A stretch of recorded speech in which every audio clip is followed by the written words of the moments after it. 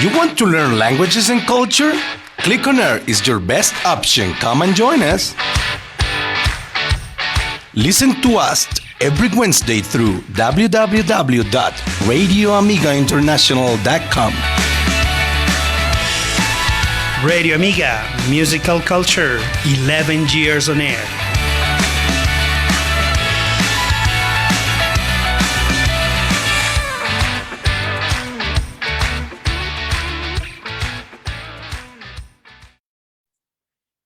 Hello, hello, hello, Clic on listeners. Welcome to Clic on Air. Today is Wednesday again, and here we are ready to share another interesting show with you, to have a nice topic, a nice conversation, as always, with a nice guest. Remember that this is the place for languages, and you know that English is all around you, and all you have to do is click on it, because this is the place for languages, this is the place for culture, and this is the place for good talking. And that's what we're going to do here, because we have an excellent guest as every Wednesday, and it's a nice day here in Bogota. It's not raining, and it's sunny, I think, at least where I am right now. And you're going to see that our guest is not in this country. But first, I want to say hello to teacher Nicholas. Hey, man, how are you?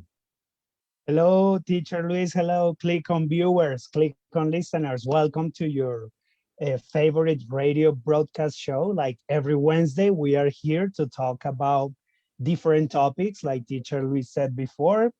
And today is not an exception, of course. We're gonna talk about a really nice topic. And yeah, it's quite sunny here where I am here in Bogota in this moment. It's quite sunny, but you know, Bogota is crazy. It's raining in the morning, it's sunny in the afternoon, in the evening it's cold. But yeah, so I'm okay. Thanks for asking, teacher Luis. And well, welcome to your show. Yeah. Yeah, I'm glad that you're okay. Thank you. So, as I told you at the beginning, we are here today with Professor Maurice Nguepe. I don't know, or Nguepe, I don't know if I am pronouncing that correctly, but let's say hello to Professor Probably Maurice. not. Probably not, but let's say hello to Professor Maurice. Hey, hey, teacher, how are you, Professor? Your The microphone is microphone? off. Okay. Yeah. Yeah, very good. Thank you. My name is Maurice Nguepe, so you pronounce it very well. Yeah. Thank you. That's so nice for me. You see, Nicholas, I have a good intuition for languages. Thank you, Professor. Is it good if you probably can you tell us a little bit about yourself? Where are you right now? What you doing? Yes, first of all, thanks for inviting me. I greet all the listeners and viewers. So I am Maurice Nguepe. I was born in 1969 in Chang. Chang is in Cameroon. So I'm now 52 years old. And you know where Cameroon is? Cameroon is like in Central Africa, right? From Colombia to Cameroon, you just need to fly straight east, and then you arrive in Douala or Yaoundé. Douala is the economic capital, and Yaoundé is the political capital of the country. Yes. So it has two capitals? Douala is the economic capital of the country, and Yaoundé is the political capital. And I said that if you take a fly and you fly straight east, so you get there. All right. Yeah. Nice. See, we're very international right now. See? Yeah. Very multicultural. Thank you to Professor Maurice. And Nicholas, what is our topic for today, so our Clic on listeners can participate? Yeah. Can you help us? This is one of my favorite topics, of course. So please participate with the hashtag. You don't understand it, but it's your favorite. I try to understand, but it's hard. I love it, but it's so hard to understand. But sorry, please participate with the hashtag Clic on Philosophy and answer these questions, please. What do you know about philosophy? What philosophers do you like and why? And that's it. So please participate with these interesting questions about philosophy. What do you know about this interesting topic area, we can say? What philosophers do you like and why? So please participate with the hashtag Clic on Philosophy. Yeah, that's right. We're going to be speaking about philosophy and of course about literature. But right now it's time to click on music for the first time. Nicholas, what's the first song we're going to listen to? Yeah. Let's click on the first song of the program. So let's click on Lady by Fela Kuti. So let's click on music. Yeah, we're going to listen a little bit of that song. So let's click on music. Okay, click on listener. That was a little bit of Lady by Fela Kuti. It was, I think it was, that's a jazz. And that was a really nice song. But I want to hear from Professor Maurice. Why do you like that song? What's special about that song, Professor? Oh, yes, Fela Ramson Kuti is the one of the best African singers and one of the best in the world. You know, he marked African and world music with jazz in the 60s, 70s, and 80s. I remember when I was young, the song you just played was the generic of for sport broadcast in Cameroon National Radio. And even when we had an opportunity to hear it on the way, we would stop and listen to it before continuing our journey. So Fela Kuti was his songs was so beautiful. Another very popular song by him is Chakara. You will have the time to listen to it. Chakara means you don't know who I am or what I look like. So you will certainly have the opportunity to listen to it. Yeah. Beautiful music. Mm. Yeah, nice rhythm and nice music. And remember, I want to remind our Click on listeners, please, to participate on our social networks. Remember that we're here with Professor Maurice Nguepe. He is talking with us about literature and philosophy. Please, you can participate on Facebook Live or on YouTube or listen to us straight from Radio Amiga International on streaming and participate with the hashtag Click on Philosophy and tell us what do you know about philosophy and what philosophers do you like and why? What's are those theories that you like? And speaking about those philosophers and stuff, I want to start asking Professor Maurice if you could tell us a little bit about your professional and academic background. What have you done? Where do you work? How can we know about yourself? Well, about my academic background, what I can say is that after my primary and secondary studies, I went to the University of Yaoundé. As I told you, Yaoundé is the capital of the country, and uh, in 1995, I obtained a bachelor's degree in Germanic studies. Then in 1998, a master's degree in the same discipline. And finally, in 2001, I got a DEA degree in German literature.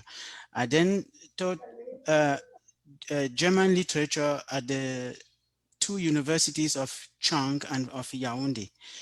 And after that, I obtained a DAAD scholarship from the German government, and I went to the University of Frankfurt to complete my PhD. And Wow. after the defense of my doctoral thesis, I immigrated to Canada, where I currently teach. But Okay, that's that's quite a trip and quite an Yeah, academic ride. yeah. it is Uh, quite impressive. Yeah. So we are following that path, Professor Maurice, but Mhm. we are just starting. No? Like we are not in that, but we love, for example, this thing related to the academy, yeah, and the career we can do there. Yeah. But talking about teaching, because you are now teaching there over there in Canada, Mhm. so can you tell us how do you start teaching? And well, because it's a really nice profession, and what is the best part of it? Yes, to answer this question, I must mention the name of my father, Tetai Benoit, who passed away on June 15, 2019. My father Oh, sorry. Sorry. was a Cameroonian army soldier. So I grew up in a military camp, and during my childhood, I had always dreamed of joining the military, but he refused and suggested that I teach because for him, teaching was the best job in the world. So this is how gradually I started to take an interest in teaching.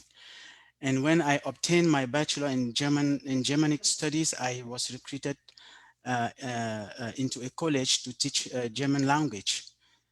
So he was the one who inspired me in this profession. So I would like now to talk about my uh, experience, my teaching experience now, because it is here that I'm teaching. So when I came to Canada, I got the admission to the University of Ottawa. And my goal was at that time to train myself in the new pedagogy because I saw that, I noticed that the pedagogy which is practiced here in Canada was so different from the one practiced in Cameroon and in all other countries. Um, uh, in other countries and in Cameroon in particular, uh, they still practice the traditional pedagogy. And what is that? The traditional pedagogy is a pedagogy which does not put the students or the pupils in at the heart of the studies or of the learning activities. It is the teacher who is the heart, is at the heart Oh, of the teaching. So the teacher is considered as the master of the knowledge. He knows okay. everything, and his role is to transmit his knowledge to the students or to the pupils. And the role of the students is to follow and to absorb this knowledge. But in Canada, it's something very different. It's rather the student who is at the center of education.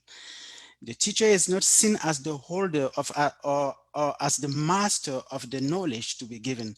He is simply seen as a guide, and therefore he must guide the student in the search of his own knowledge. Yeah. Wow. Mhm. Well, Well, I have to say something that's good because of your father, no? Yeah. Thanks to that great decision, you are a teacher nowadays, Mhm. and that's so amazing as Yeah. well. Yeah. And well, and yeah, that in this case, the process is different. Of course, here Mhm. we are changing that in terms of pedagogy, Yeah. and all the theory says that the student has to be the center of the process in education. Yeah. But yeah, that's something that is, for example, here we are still like in the old school, you know, like the Mhm. teacher there as the major figure Yeah. in the process. But now, yeah, we have to focus in that, and well, and I wanted to say that. So thanks to your no, father as well. yeah, that's an interesting approach because, as Professor Maurice says, it's like we always believe that teachers should be like the nucleus of that pedagogical process or Yeah. pedagogy, but it's not. It's like the whole idea is for students to learn Yeah. because the teacher already Mhm. knows what Yeah. he or she are teaching, but the idea is for the students to know. And that's why I want to ask you, Professor, if you can tell us a little bit about your work with literature and how did your interest in that topic start? Uh, you know, uh, that's a very good question because I would like to mention the name of my father again because when I was young, and that means before I was 20, he took me everywhere. And when we had an opportunity to attend a traditional ceremony or a festival, for example, he used to ask me the following question: "Tell me, my son, what do you see right now?" And I said, uh, "I see people dancing." And he said, "No, that is not what I see. What I see now is a novel. Everything that you see is a book. You know why? It's because uh, God created the world with words. So using the words in a book is like to enter in the process of recreating the world. That's like doing the job of God. So what you see right now is not a ceremony where people are dancing. What you see right now is a book. So write it. And that is how my passion for literature was born. Well, Yeah. that's fantastic. You know what I was thinking about as I was listening to Professor Maurice. I was thinking about Vicente Huidobro. Yeah. He was a Chilean writer. Mhm. He wrote, or in 1916, he gave this conference, this lecture at the Ateneo Library in Buenos Aires, where he inaugurated the what he called the creationism, the creationism, Yeah. and the whole foundation of this avant-garde, Theory. the whole foundation was that the writer was like a little god. You see, the power of the writer was to create Yeah. as God did. And there is a poem by him. It's like a ars poetica, arte poetica, Mhm. where he said that the poet doesn't need to sing to the flower. He can create the flower in his poem. Yeah. So I was thinking about that because I as you, yes. So go Yeah, ahead. no, I was thinking like in Derrida, the philosopher, the French philosopher, when Professor Maurice was describing that life is literature, is text. No, we are a book. Mhm. Yeah, Yeah. and the philosopher Derrida says something similar. No, that we are text. No, Mhm. so there is nothing beyond the text. We are words, literature. So that's Exactly. why I relate that the story with well, with that philosopher, and it's true, no? And Shakespeare say something similar, I guess, no? Yeah, Shakespeare said something similar. Yeah. Yeah, yeah, But my well, f- we are my, like my, my my characters, father no? We told are me that without when my father told me that he had never read Shakespeare, you know. yeah. So You see what yeah, that means that knowledge is not just in the books. Like knowledge, yeah, it's what people sometimes it's people's experience. Like the way they perceive the world.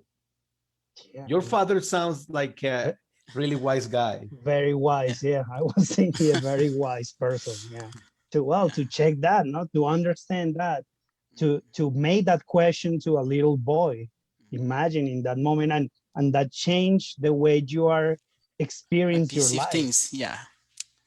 So Yeah. it's so interesting. Yeah, that's why you are interested in literature.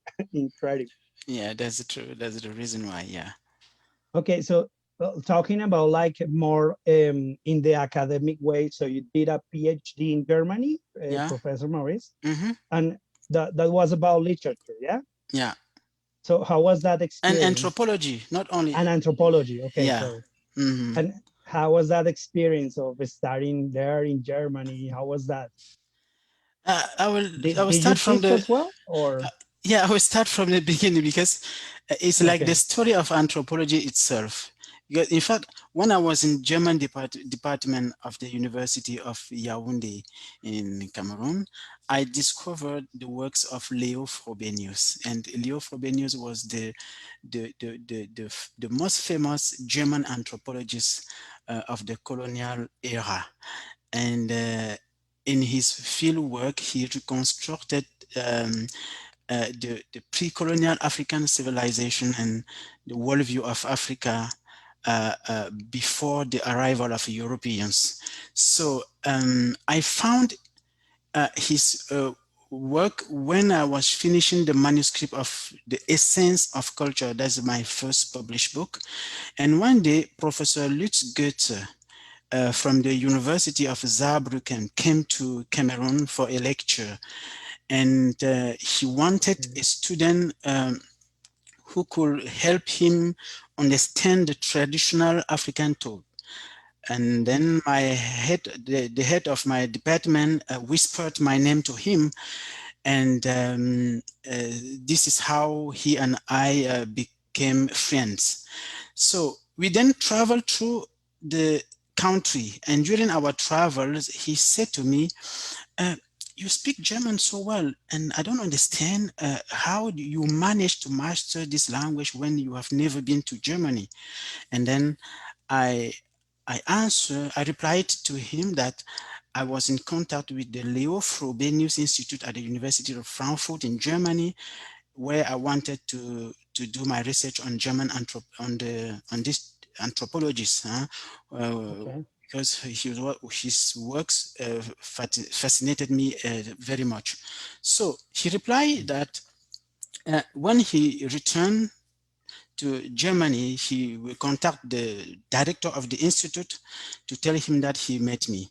And a month later, a month after this, after his return, I received a letter from the director of the Frobenius Institute, Professor Karl Heinz Kohl, and this is how I became, and this is how both became my let's say thesis supervisors in Germany.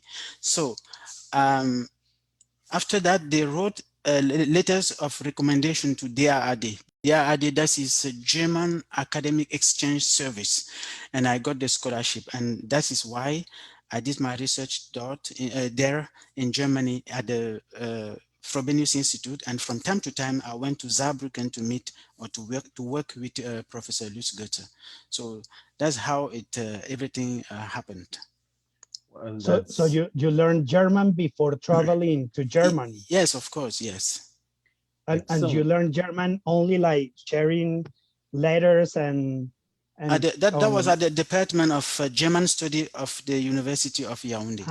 right. Yeah. Okay. Yeah. Mhm. See, that's How because incredible. the idea is to always to have vision, like Professor Maurice did. He Mm, wanted to do this research, had mm. the right context, and it's your talent. But I want to understand this. After you traveled to Germany and you did this or studied this PhD and Yeah. did your research, did you return to Cameroon? No, No, you, I didn't return it. and No. before traveling to Germany, were you teaching literature in Cameroon? Yes. And how was that experience? How is it like? What kind of literature? Because sometimes, and I'm talking about my personal experience, and the Hmm. other day I was studying Hmm. that, and I was thinking about how we like literature or we like philosophy, but sometimes our uh, universe of literature it's so narrow because Hmm. we just know what we are offered on this side of the world, like Yeah. the I don't know Garcia Marquez or the avant-garde, and so very famous writer, but The typical ones. Yeah. or the things that they teach us at university, you know, like Colombian literature, Argentinian, probably in British literature. But what kind of literature do you teach in Cameroon? Well, as I said before, I started to teach literature when I obtained my master's degree and started a DOR program. DOR program, that is the first part of the doctorate degree in Cameroon. So, um, literature is the gateway to culture of a country. The novel, the poetry, the theater give access to the understanding of the mentality of people. And in Cameroon, I taught German literature as I said, at the German Okay. department. And the students of this department used to read classics, German classics Okay. like Lessing, Schiller, Goethe, Günter Grass, Bertolt Brecht, Thomas Mann, Franz Kafka, and so on. So Oh by my God. reading all these authors, they familiarize themselves with German culture. And as you know, Okay. German is one of the leading languages of science, literature, and philosophy in the world. So my duty as teacher was to provide them with tools for text analysis. So criticizing, reading, analyzing, criticizing, that was the basic work that I had to do with them. Yeah. Well, that sounds amazing because as Professor was saying, like German, not just German literature, but German philosophy is like they have contributed like a lot to Yeah. or in the universal knowledge. Like Holderlin, for example, like it was like one of the, I mean, it's one of my favorite or a poets also, or Mm.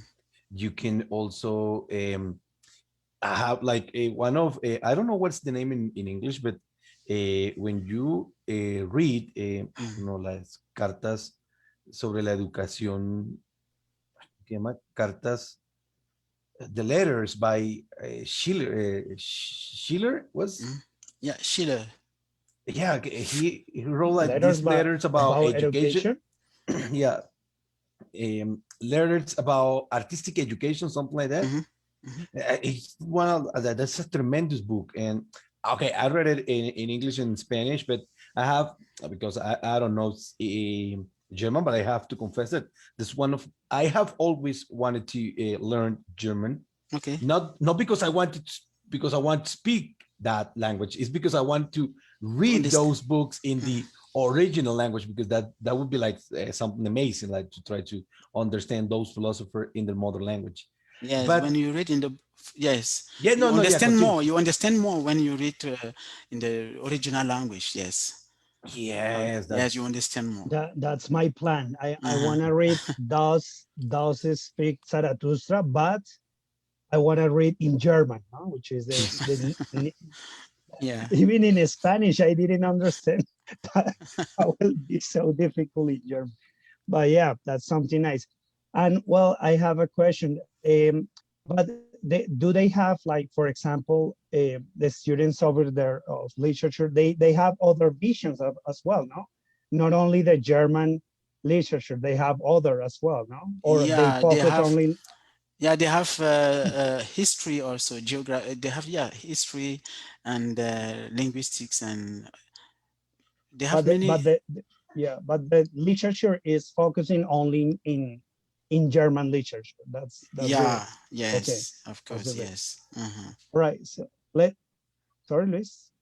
yeah. No, I was thinking like it was like a Schiller, and the name is like a letter on aesthetic education Okay.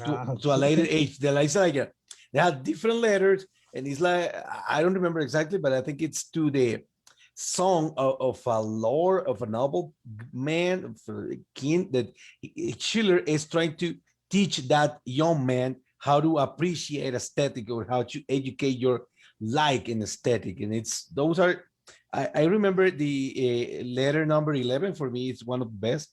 But what I love most about Schiller, for example, is that he can be considered a philosopher. Maybe I'm mistaken, but he can be considered a philosopher. But the way he writes is like to be reading poetry. I don't know.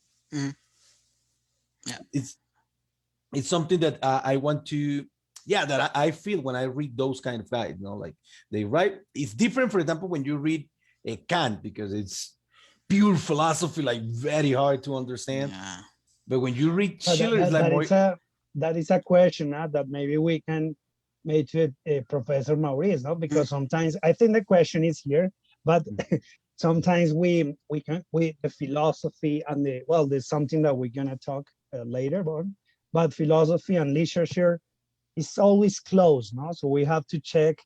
For example, in philosophy, the way of writing it's like more complex, and they have like a specific rules for that. But at the end, it's literature. No, that is something that we have to take into account.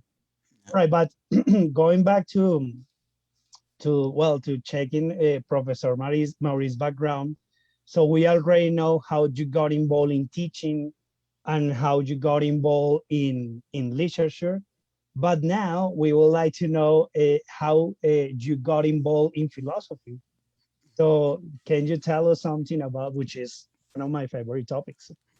That's your favorite topic, right? Yeah, yeah, I love philosophy. So, I can say I'm a starter in the topic, uh-huh. but yeah, I got like involved in that and I really love it. So you are talking about my relationship with philosophy, how it starts, right? Yeah, how did it start? Yeah. Mhm. Yeah, I was born in a country where ancestral traditions are very strong. And when I was young, my parents and grandparents used to say to me, listen to nature, listen to and perform the sounds of the birds. Some animal that passes in front of you gives you a message. Learn to decode it because everything is interconnected between people, animals, and things. And that is what Okay. they told me all the time. So, how can you not become a philosopher in such a cultural context? It is Mm, this cultural context that prompted me to write my first book, uh, which is the essence of cultures. So it wasn't while studying Plato, Aristotle, and Socrates in high school that I discovered philosophy for the first time. No, it was I was almost a philosopher long before, from my young mm. age, you know. So, but as you see, when I entered the philosophy class in high school for the first time, I heard Plato talking about the world of ideas, or Immanuel Kant talking about metaphysics. But they just met my expectation. They just met the expectations of the young person that I was then. Yeah. Okay. Mhm. Well, as I told you at the beginning, this was going to be a really interesting interview, and we're here chatting with Professor and Dr. Maurice Nguepe. He is live from Canada right now, and he's helping us to understand this marvelous world of philosophy and literature. And from his own experiences being a student in Germany, a professor in Cameroon, and not in Canada. But we're going to take this moment to click on music for the second time. So, Nicholas, what's going to be our next Yeah, song? yeah, Mm. yeah. It was it. I'm sorry, it wasn't like the talking was so interesting. But let's yeah, let's click on music. I I was know, I so know. focusing there. Okay, let's click on music. Let's click on "Remember Me" by Luke Duke. Let's Uh, click on music. okay, let's click on. Okay, click on listeners, and that was "Remember Me" by Lucky Dab. Maybe I am pronouncing Luke. that correctly, but it's the first time I have heard this singer. I have to be honest, but I want to hear hear Professor Maurice. Why do you like this kind of song, and where is this artist from? I have never heard of Oh him. yeah, Lucky Dube is a famous South African singer. He's from Mhm. South Africa, yes. Yeah. What is special about this song? But it's a very nice song, as you heard. Huh? Is Mm. it is a reggae song also, you know. And it is said that that the reggae is of African inspiration, but we also know that it is in Central America, uh, and more precisely in Jamaica, that the reggae experienced its golden age. So I think this one is so very important because uh, Lucky Dube created bridges between Africa and America using this type of rhythm. Yeah. Nice. Mhm. See, that's the universal language of music. Yeah. And remember, click on listeners that we're here today with Professor Dr. Maurice Nguepe, who is live with us from Canada. And remember that you can listen to us on Radio Mega International streaming, or you can see us and listening to us on Facebook Live, and please participate using the hashtag Click on Philosophy. And you can answer this question like, what do you know about philosophy? And what philosophers do you like? And tell us why. Mhm. Speaking about philosophy, I want to ask Professor Maurice. You see, the other day I was reading a book about, I think it was Derrida, yes, Mhm. precisely, that he was invited to inaugurate a philosophy program or a philosophy faculty in Mhm. a American university, and he had to give this speech. And in the book and in the interview, he said that for him was difficult because the lecture he had to give, or the topic that he has to speak about was the importance of teaching and continue teaching philosophy. And Mhm. in that interview, he said that it was very difficult for him to find the word in order to express that idea, because some people, he said that day by day, it's more difficult to try to teach philosophy. And that's the question I want to ask you. Like, why do you think it's important to keep teaching philosophy even these days that we live in Ah, this technological era and stuff? yeah. Um, why is it important to keep teaching philosophy in these days? So asking the question this way means that the current context is not in favor of the teaching of philosophy, and or that philosophy is past knowledge, and that nowadays a new reality is to be followed because it is stronger than us. Of course, that is maybe true because the new reality we are facing today is science and technology, but it's very important to continue teaching philosophy today because it represents the theoretical foundation upon which science takes shape. You know, philosophy must be introduced even in the curriculum of all classes, classes of secondary and technical education. It is not um, a question of teaching students and technicians the history of philosophy as in general education, but it is a question of teaching them critical reasoning applied to science and technology to make them geniuses. You know, philosophy in this sense will serve to sharpen the critical sense and to develop science and technology. I mean, we don't need to tell the story of philosophy to those students or to technicians, but we just need to include critical thinking within the reflection on new technology.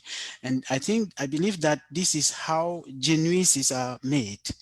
So in this way, it will allow students to understand that even Newton and Einstein were first philosophers before they were scientists.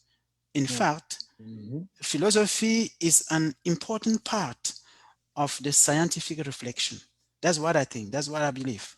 Yeah, yeah. I agree. Yeah, Mm, and going back to the experience of your grandfather, yeah. it was him, yeah, your grandfather explained it like that. You have to make a question on why this thing is happening right here, Hmm. and that question, I mean, it's like the key of philosophy, and the question is like, if it doesn't matter the discipline, yeah. So if the question is the beginning of every, well, Yeah. searching process, for Hmm. example. Yeah. Yeah, see, like I like that perspective. See, Hmm. it's not just to teach how the great philosophers of yours Exactly. or the ancient philosophers thought. Or, it's important, of course, but most important is to teach people the critical thinking that they use Yeah. Yeah, to. going yeah, No, going no, back yeah, to continue. my sorry, sorry, going back to my question. Previously, we listened to a song. I made a question about literature and philosophy. Hmm. Yeah, so that's that one discipline is close to the other one, or is in the other way. So can you tell us something about that, Professor? Yeah, because So what is the relationship between those two?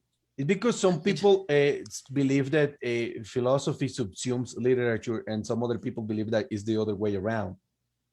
Or uh, well, I think that there's no way for either discipline to subsume the other because they are two different, they have two different foundations.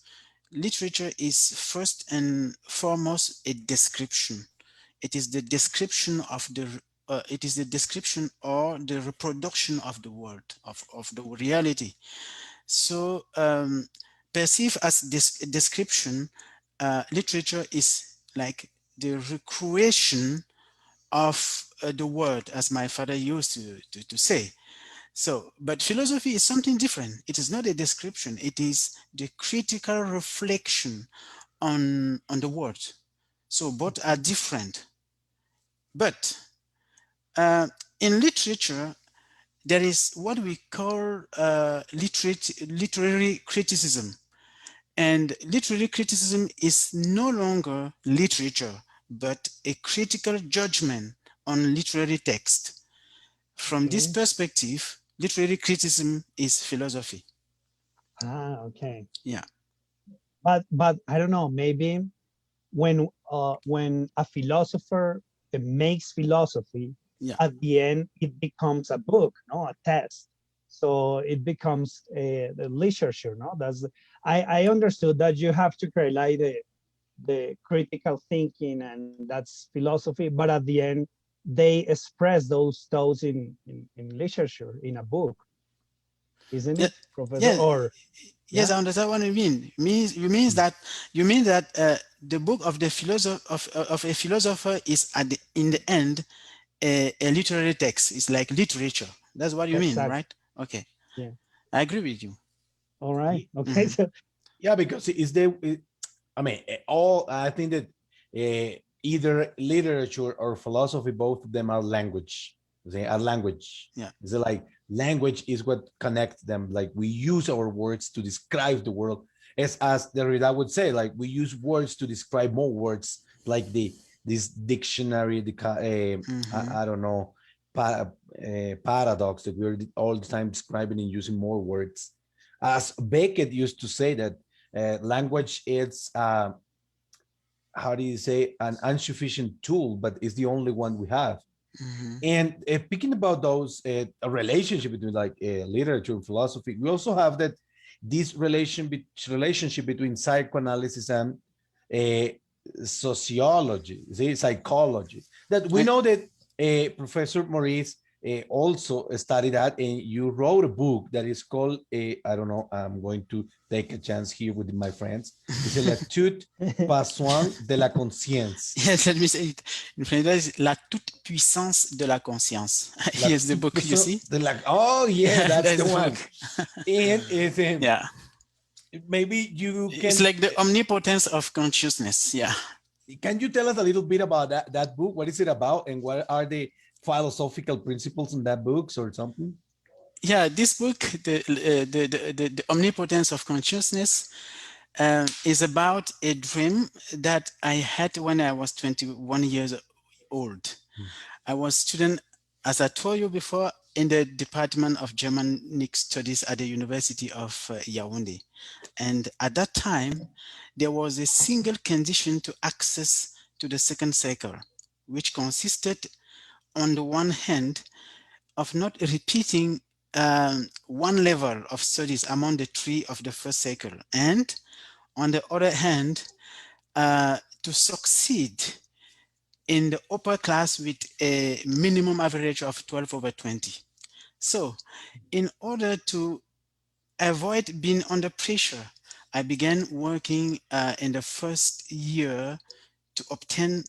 Uh, I began working hard, very hard, in the first year to obtain the famous average of 12 over 20. And 1 week before the results of the end of the first academic year, I made the following dream. So I am in my father's coffee plantation in Chang. mm, And Chang is a city in Cameroon. So yeah. I have a cutter in my hand, and I clear the land with rapidity. So then I leave the plantation running, the cutter always in my hand, and clearing some grasses along the road that leads to my grandfather. And suddenly, um, I find myself in front of his house. In the reality, his house is simple and has a living room, a room, and two bedrooms.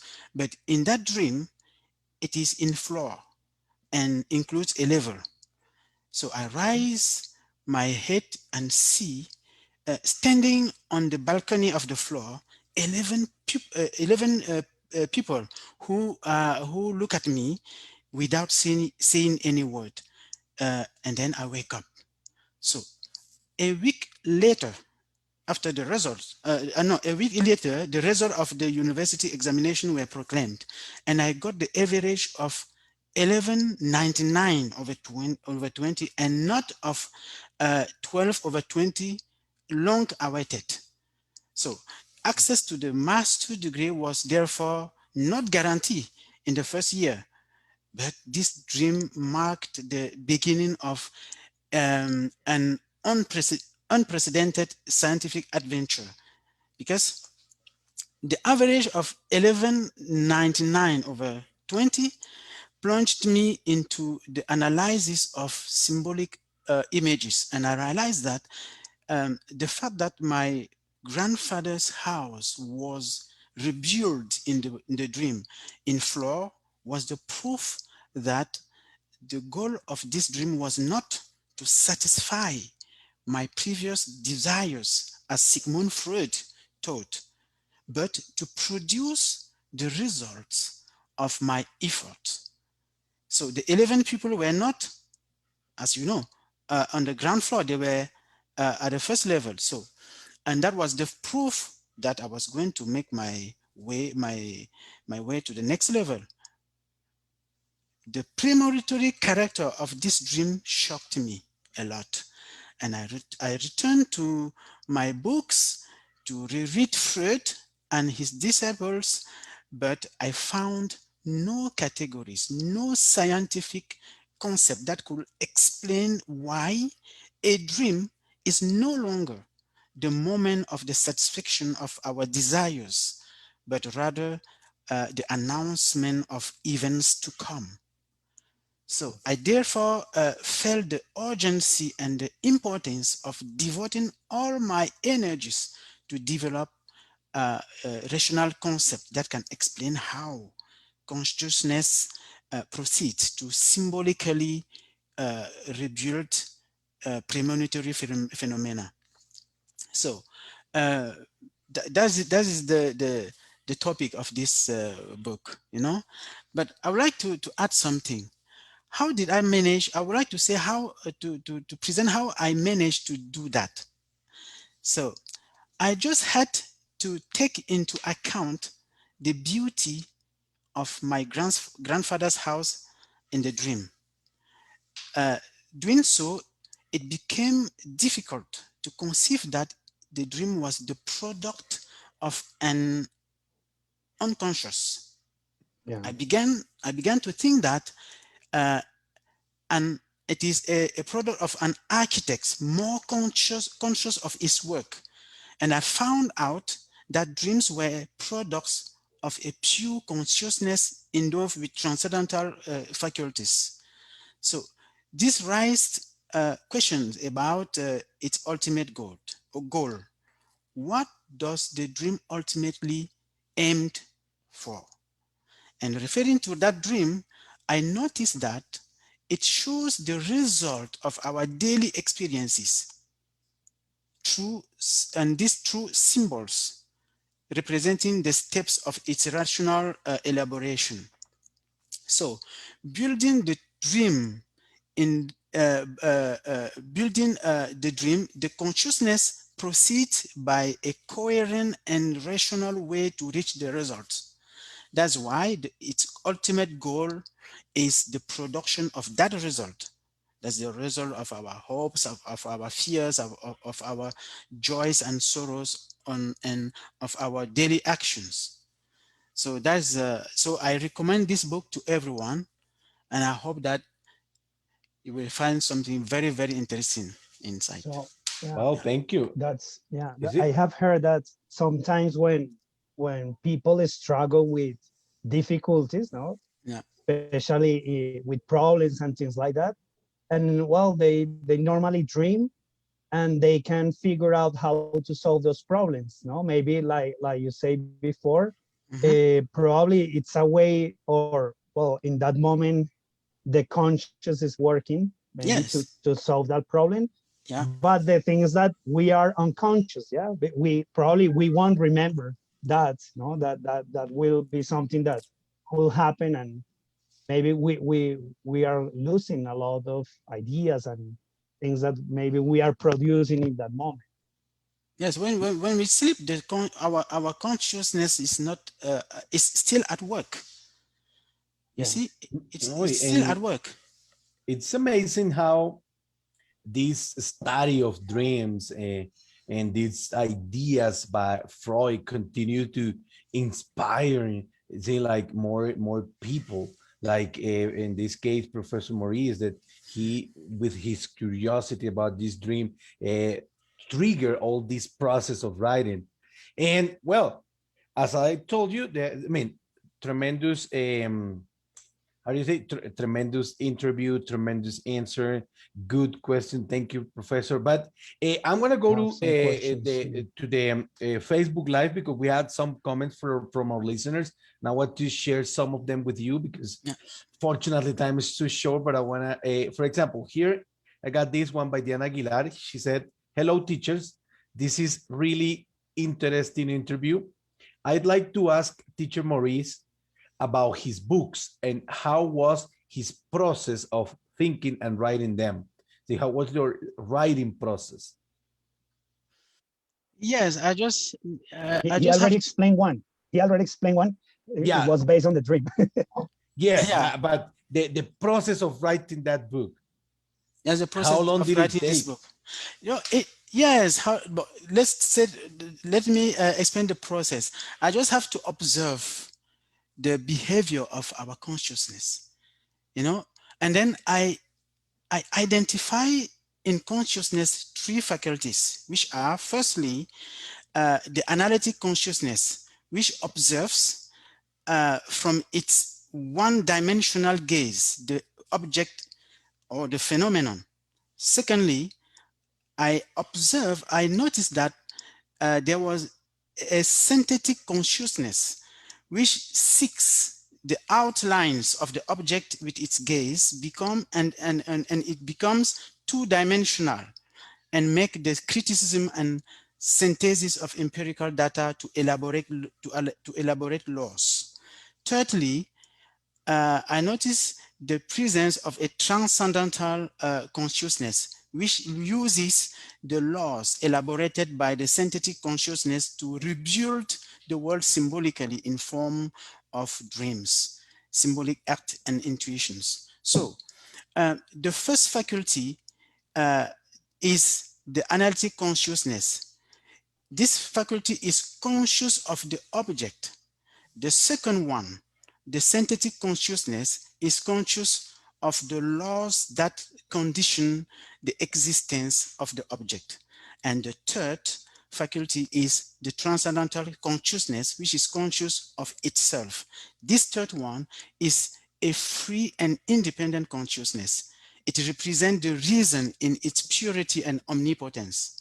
So, to this student, I will say that if she takes time to observe, she will notice that in any process of dream production, the analytic consciousness is the observer, the synthetic consciousness is the theoretician, and the transcendental consciousness is the architect.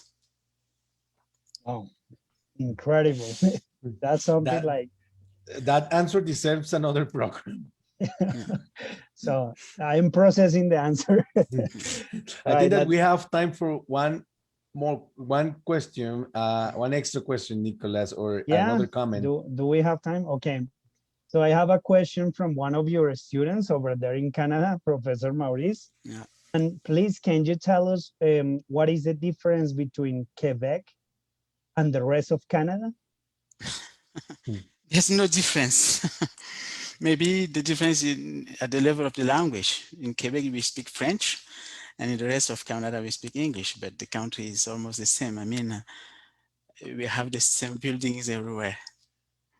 So But the in difference terms of in terms of culture, in because terms the language is something that, for example, is related to culture, no? So the language is related to the culture as well. So I don't yeah. know if there is a difference between them. I have worked with people from, not from Quebec, from the other part of Canada, but I don't know. Yeah, maybe is there a difference between them, or is the same like you say before? Yeah, it is in terms of culture, but uh, when the country is built in the same way, we have highways, you have the same building everywhere. It has an impact on the consciousness. And in the end, you don't see the difference uh, between peoples. All right. Okay. Yeah. Well, thank you. I mean, this has been an amazing hour. This is like a very interesting topic. I mean, we could speak about this topic for like a day, or maybe as Professor Maurice does, maybe you can devote a complete seminar to this. But unfortunately, time is it's very short. And I'm sorry. And we have to say goodbye, but I want to say thank you to Dr. Maurice Nguepe for being with us today and accepting our invitation. And let us know a little bit about himself and the work he does now in Canada, and about his life experiences. And of course, thank you, Click on Listener, for being on the other side listening to us as every Wednesday. And the invitation is to next Wednesday to listen again with another interview, another great guest. And thank you again, Professor Maurice. Thank you very much, and Uh, see you next time maybe. Thank you. Yeah. Of course, I Yeah. hope there'll be a next time, right, Nicholas? Yeah, we can do another program only with maybe your relatives teachings. That it was amazing, Professor Maurice, all the teachings that you got from your parents, from your grandparents, from your Yeah. family back there in Cameron. Cameroon. Hmm. So it was so nice. We can do another show just talking about that, and it will be Yeah, Of amazing. course, yeah. about your culture. And remember that this is Yeah. your house. You're most welcome to come again, and Okay. we'll be in contact. And thank you, Click on Listeners, and see you next Wednesday. Bye bye. Goodbye. Bye bye. Bye. You want to learn languages and culture? Click on Air is your best option. Come and join us. Listen to us every Wednesday through www.radioamigainternational.com. Radio Amiga, musical culture, 11 years on air.